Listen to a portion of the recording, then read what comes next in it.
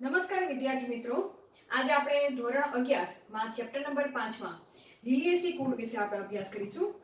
ગઈકાલના લેક્ચરમાં આપણે સોલેનેસી કુળ વિશે આપણે અભ્યાસ કરી ગયા હતા, કે જેમાં દ્વિદળી વનસ્પતિઓનો સમાવેશ કરવામાં આવેલો છે આ કુળમાં.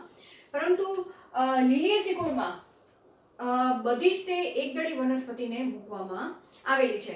હવે ખાસ જોવા જઈએ તો લિલિએસી કુળને પહેલા તો લીલનું કુળ તરીકે તેને ઓળખવામાં આવતું હતું, અને જે એકદળી વનસ્પતિનું પ્રતિનિધિત્વ કરતા કુળ તરીકે તેને ઓળખવામાં આવે છે. તો આગળ જે આપણે સોલેનેસી કુળમાં ચર્ચા કરી ગયા કે તેના વાનસ્પતિક લક્ષણો વિશે ચર્ચા કરી ગયા હતા, તેમજ તેના પુષ્પીય લક્ષણો વિશે આપણે ચર્ચા કરી ગયા હતા. સેમ એ જ પોઈન્ટ વિશે આપણે ચર્ચા કરવાની છે. તો લિલિએસી કુળમાં મૂકવામાં આવેલી વનસ્પતિમાં જોવા જઈએ તો તેના વાનસ્પતિક લક્ષણોમાં જોવા જઈએ તો વનસ્પતિઓ એ ભૂગર્ભીય કંદો ધરાવતી જોવા મળે છે, અથવા તો વજ્રકંદો ધરાવતી જોવા મળે છે, અથવા તો ગાંઠામૂળી સાથેની બહુવર્ષાયુ છોડો. બરાબર, અહીંયા શું મૂકવામાં આવ્યું છે કે બહુવર્ષાયુ છોડોનો સમાવેશ લિલિએસી કુળમાં કરવામાં આવેલો છે. તેના સિવાય જો તેની પર્ણોની રચના જોવા જઈએ તો આ કુળમાં મૂકવામાં આવેલી બધી જ વનસ્પતિઓના પર્ણોની જે રચના છે તે અલગ અલગ જોવા મળે છે. કાં તો તે પર્ણ તલસ્થ રીતે ગોઠવાયેલા જોવા મળે છે, એકાંતરીય રીતે ગોઠવાયેલા જોવા મળે છે. એકાંતરીય એટલે કે શાખા ઉપર પર્ણ જો જમણી બાજુ ઉગેલું હોય તો બીજું પર્ણ એ ડાબી બાજુ ઉગે, ફરીથી પછીનું પર્ણ એ જમણી બાજુ ઉગે, તો એકાંતરિક રીતે ગોઠવાયેલું હોય છે. એવી જ રીતના રેખીય રીતે કાં તો અનુપર્ણીય રીતે. અને જો તેનો શિરાવિન્યાસ જોવા જઈએ તો એ શિરાવિન્યાસ એટલે કે પર્ણમાં આવેલી જે શિરાઓ છે તે કેવી ગોઠવાયેલી જોવા મળે છે? સમાંતર ગોઠવાયેલી જોવા મળે છે. તો આટલો પોઈન્ટ તમારે ખાસ યાદ રાખવાનો કે જો એકદળી વનસ્પતિ હોય તો એકદળી વનસ્પતિના પર્ણમાં શિરાઓ હંમેશા સમાંતર રીતે ગોઠવાયેલી જોવા મળે છે. તો સમાંતર શિરાવિન્યાસ પર્ણમાં જોવા મળે છે. હવે તેના જો પુષ્પીય લક્ષણો વિશે આપણે ચર્ચા કરવા જઈએ તો પુષ્પીય લક્ષણોમાં આપણે ચર્ચા કરી ગયા કે સૌપ્રથમ તમારે પુષ્પ વિન્યાસ વિશે લખવું જરૂરી છે. તો આ કુળમાં મૂકવામાં આવેલી વનસ્પતિઓના પુષ્પ વિન્યાસ કાં તો એકાકી જોવા મળે છે, પરિમિત, કાં તો છત્રક સ્વરૂપમાં ગોઠવાયેલા જોવા મળે છે. એટલે કે પુષ્પ છત્રક એટલે કે ગુચ્છ સ્વરૂપમાં. કઈ રીતે? જેમ કે પુષ્પ દંડ છે એમ સમજી લો, અને પુષ્પ આ રીતે છત્રીની માફક, બરાબર, આ પુષ્પદંડ છે તો આ રીતે છત્રીની માફક પુષ્પો ગોઠવાયેલા જોવા મળે તો તેને છત્રક પુષ્પ વિન્યાસ તરીકે ઓળખવામાં આવે છે, અને તે અનિયમિત પુષ્પ વિન્યાસમાં તેનો સમાવેશ કરવામાં આવેલો છે. બરાબર. એકાકી પરિમિત. પરિમિત એ આપણે આગળ ચર્ચા કરી ગયા છીએ કે પુષ્પનું જે પુષ્પદંડ છે તેનો ટોચનો ભાગ એ શેમાં રૂપાંતર થઈ જાય? પુષ્પમાં રૂપાંતર થઈ જાય. બરાબર. અહીં અપરિમિતમાં પુષ્પમાં રૂપાંતર થતો નથી અગ્રભાગ, એટલું યાદ રાખવાનું. અને એકાકી છે તો પુષ્પ એ કઈ બાજુ ઉગશે કે તેમાંથી જે શાખા ઉદ્ભવે એ શાખાનું પુષ્પ એક જમણી બાજુએ ઉગે, એક પુષ્પ ડાબી બાજુએ ઉગે, તો તેને એકાકી પરિમિત તરીકે ઓળખવામાં આવે છે. તો પુષ્પ વિન્યાસ કેવું જોવા મળે છે? કાં તો એકાકી પરિમિત હોય, કાં તો છત્રક સ્વરૂપે ગોઠવાયેલું જોવા મળે છે. ચલો પુષ્પની લાક્ષણિકતા વિશે આપણે વાત કરી તો પુષ્પ કે આ કુળમાં મૂકવામાં આવેલી બધી જ વનસ્પતિના પુષ્પ કેવા જોવા મળે છે? દ્વિલિંગી જોવા મળે છે. દ્વિલિંગી એટલે શું? કે જેની અંદર પુંકેસર ચક્ર પણ હાજર જોવા મળે, સ્ત્રીકેસર ચક્ર પણ હાજર જોવા મળે, તો તેને દ્વિલિંગી પુષ્પ તરીકે ઓળખવામાં આવે છે અને નિયમિત જોવા મળે છે.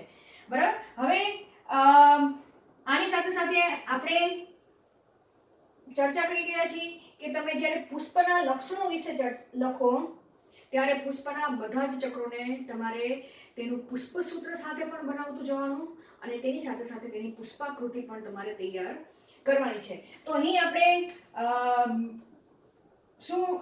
આની પુષ્પ કેવું છે? નિયમિત છે. તો તેની સાથે આપણે અહીંયા પુષ્પસૂત્ર લખી નાખી. પુષ્પસૂત્ર નિયમિત છે તો નિયમિત માટેની નિશાની કેવી લખવાની છે? અને દ્વિલિંગી છે તો દ્વિલિંગી માટેની નિશાની તમારે કઈ રીતે કરવાની છે? ગોળાકાર કરવાનું અને વચ્ચે પ્લસની નિશાની કરો એટલે તે પુષ્પ કેવું છે? દ્વિલિંગી તરીકે તેને ઓળખવામાં આવે. તેના સિવાય અહીંયા BR લખી નાખો, બરાબર, કે નિપત્ર યુક્ત છે. તેની સિવાય હવે પરિપુષ્પ ચક્ર. હવે અહીંયા લીલિયેસી કુળની વનસ્પતિઓમાં વજ્રપત્ર અને દલપત્ર ને તમે સ્પષ્ટપણે જુદા તારવી શકતા નથી. એટલે કે વજ્રપત્ર અને દલચક્ર જ્યારે સમાન જોવા મળે ત્યારે તે પુષ્પને પરિપુષ્પ તરીકે ઓળખવામાં આવે છે. એ આપણે આગળ ચર્ચા કરી ગયા છીએ. અને પરિપુષ્પની નિશાની શેના તરીકે દર્શાવવામાં આવે છે? P તરીકે દર્શાવવામાં આવે છે. તો અહીંયા આપણે વજ્રપત્ર અને દલચક્ર અલગ દર્શાવતા નથી. શું લખવામાં આવેલું છે? પરિપુષ્પ ચક્ર લખવામાં આવે છે. તો પરિપુષ્પ ચક્ર જેમાં પરિપુષ્પ પત્રો કેટલી સંખ્યામાં જોવા મળે છે? 6 ની સંખ્યામાં જોવા મળે છે, બરાબર. કેટલા જોવા મળે છે? 6 જોવા મળે છે. અને કઈ રીતે ગોઠવાયેલા છે? 3+3. હવે 3+3 આ તમને શું દર્શાવે છે કૌંસમાં? કે 3 પરિપુષ્પ પત્ર ઉપરની સપાટી એટલે કે બહારની બાજુએ ગોઠવાયેલા છે અને 3 પરિપુષ્પ પત્ર તેની અંદરની બાજુએ ગોઠવાયેલા જોવા મળે છે. તો હવે આને દર્શાવવા માટે આપણે પરિપુષ્પ પત્રની પુષ્પસૂત્રની નિશાની જોવા જઈએ તો શું લખવામાં આવે છે? P લખવામાં આવે છે, બરાબર. અને દ્વિલિંગીની નિશાની તમે કઈ રીતે કરશો? આ નિયમિતની નિશાની છે અને દ્વિલિંગીની નિશાની આ રીતે તમારે કરવાની, પ્લસ અને ઉપર એરો દર્શાવી દેવાનો, બરાબર. અને પરિપુષ્પ પત્ર માટે તમારે શું લખવાનું છે? P લખવાનું છે. P 3+3 3+3, બરાબર. કૌંસમાં છે એનો મતલબ શું છે? 6 પરિપુષ્પ પત્ર એ એકબીજા સાથે જોડાયેલા છે, બરાબર.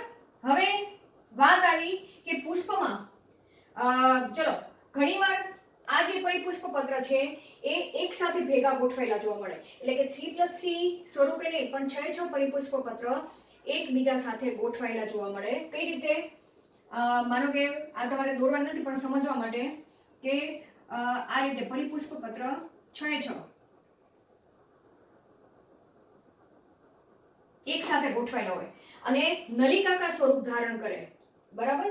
તો આ પ્રકારના કલિકાંતર વિન્યાસને કેવો કહેવામાં આવે છે? ધારાવર્તી કલિકાંતર વિન્યાસ. તમે જરાક આગળના ટોપિક તમે રિવાઇઝ કરશો એટલે તમને યાદ આવશે કે ધારાવર્તી કલિકાંતર વિન્યાસમાં દલપત્ર કે વજ્રપત્ર અથવા તો પરિપુષ્પ પત્ર ના જે પાન હોય, મીન્સ કે પાન પુષ્પમાં આવેલા જે પાન હોય તે એકબીજાની ધરી સાથે ગોઠવાયેલા હોય, બરાબર. તો તેને ધારાવર્તી કલિકાંતર વિન્યાસ તરીકે ઓળખવામાં આવે છે, બરાબર.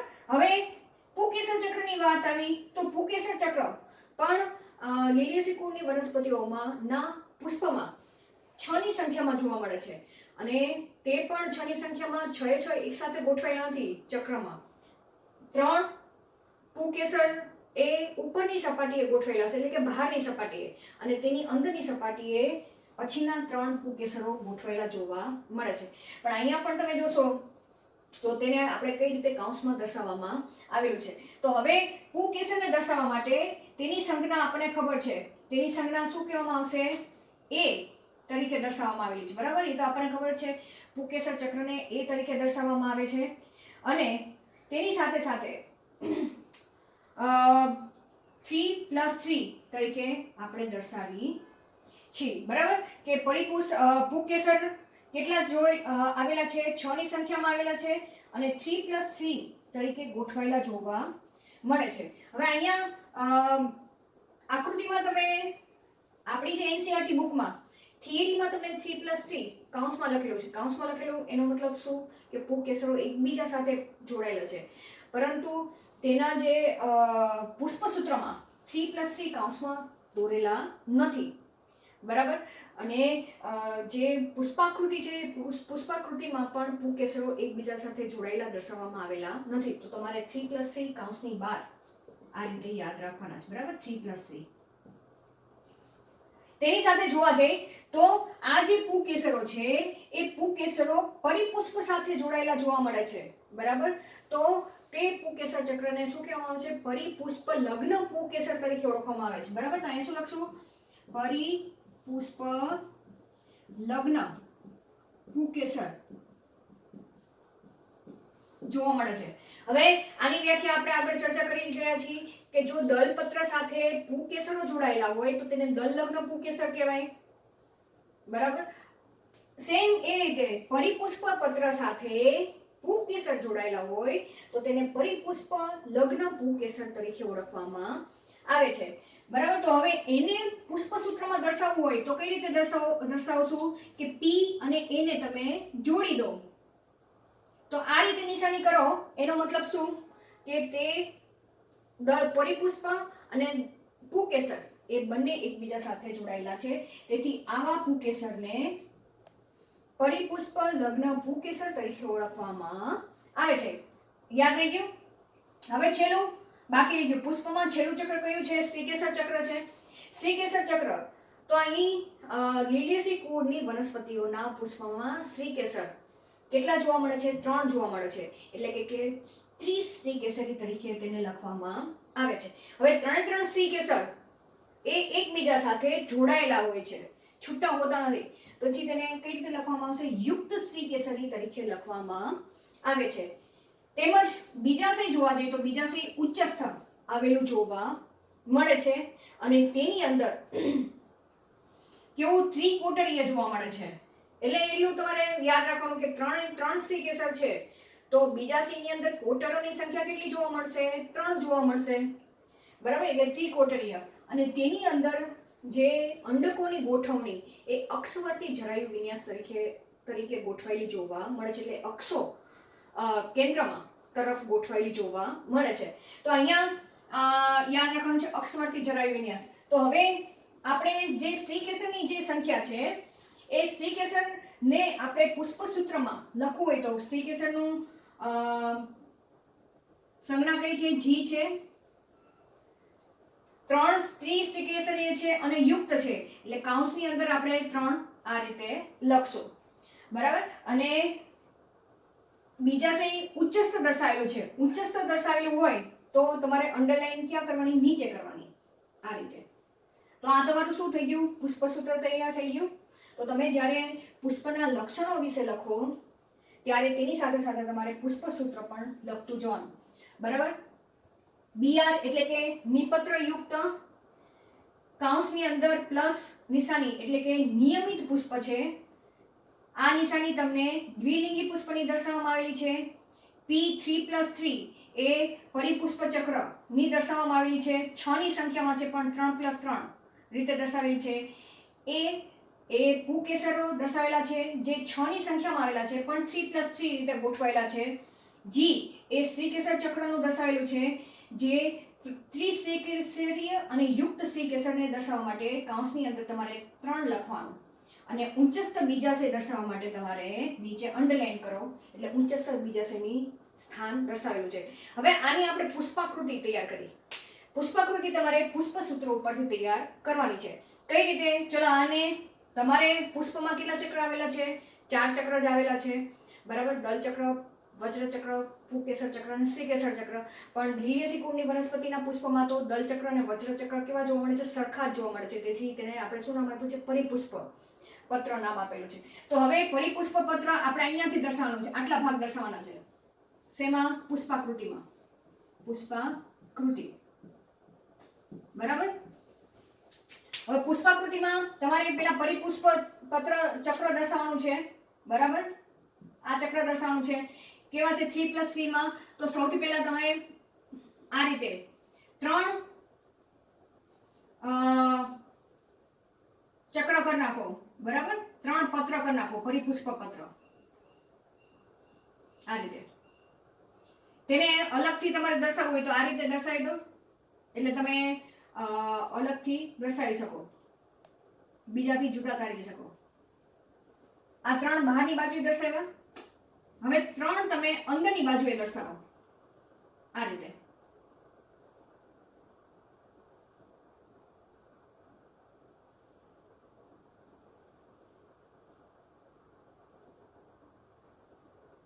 આ થઈ ગયું તમારું.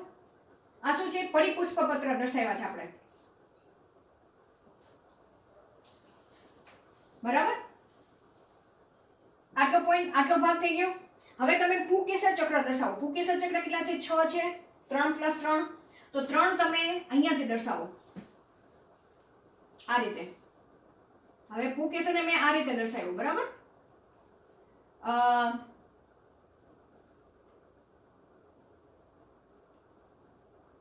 આ પુંકેસર, આ 3 દર્શાવ્યા. 3 થઈ ગયા. હવે 3 પુંકેસર ફરીથી તમે અંદરની બાજુએ સેજ દોરો.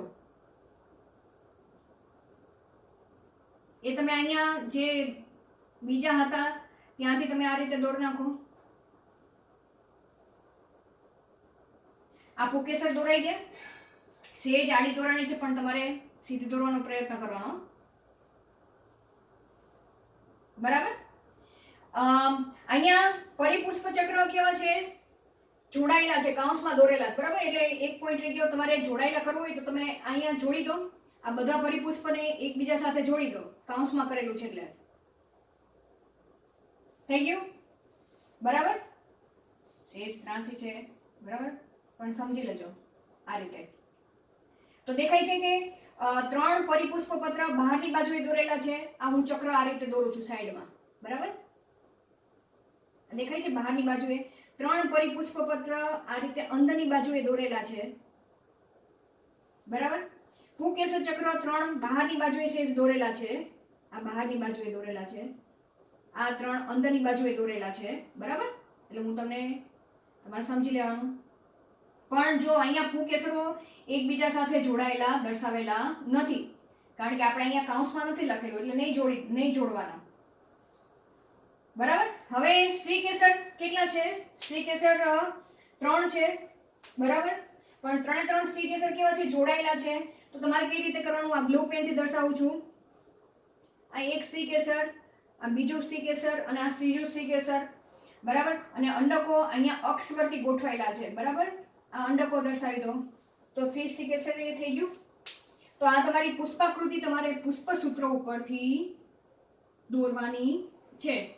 તો અહીંયા આપણે લિલિએસી કુળની વનસ્પતિના લક્ષણો વિશે ચર્ચા કરી ગયા, તેના પુષ્પીય લક્ષણો વિશે ચર્ચા કરી ગયા, તેના પુષ્પના લક્ષણો વિશે ચર્ચા કરી ગયા, બરાબર. પછી તેની પુષ્પસૂત્ર વિશે ચર્ચા કરી ગયા અને તેની પુષ્પાકૃતિ વિશે આપણે ચર્ચા કરી ગયા. હવે એક છેલ્લો પોઈન્ટ બાકી છે કે આ વનસ્પતિની ઉપયોગિતા શું છે. તો આ વનસ્પતિની ઉપયોગિતા આપણી એનસીઈઆરટી બુકમાં આપેલી જ છે કે ખાસ કરીને જોવા જઈએ તો આ કુળમાં સમાવેશ ઘણી બધી વનસ્પતિઓ સારા સુશોભન માટે વાપરવામાં આવે છે, બરાબર. કે કોઈ ડેકોરેશન કરવાનું હોય તો તેના માટે આ વનસ્પતિઓનો ઉપયોગ કરવામાં આવે છે. જેમ કે ટ્યુલિપ નામની વનસ્પતિ છે, તેનો ઉપયોગ કરવામાં આવે છે. એવી રીતના વચનાગ છે, એવી રીતના ઔષધો માટે પણ કુંવાર પાઠું છે, તે આ વનસ્પતિનો ઉપયોગ કરવામાં આવે છે. શાકભાજી તરીકે સતાવરી નામની વનસ્પતિ છે અને કોલચી નામની વનસ્પતિ છે, તેનો ઉપયોગ કરવામાં આવે છે. તો અહીંયા તમે જોઈ શકો કે લિલિએસી કુળમાં સમાવેશ વનસ્પતિઓનો શાકભાજી તરીકે તેમજ સુશોભન માટે તેમજ ઔષધિ માટે તેનો ઉપયોગ કરવામાં આવે છે. તો અહીં આપણે આ ચેપ્ટરમાં છેલ્લો પોઈન્ટ પૂર્ણ કરેલો છે. નેક્સ્ટ લેક્ચરમાં આપણે નવા ચેપ્ટરથી શરૂઆત કરીશું. Thank you.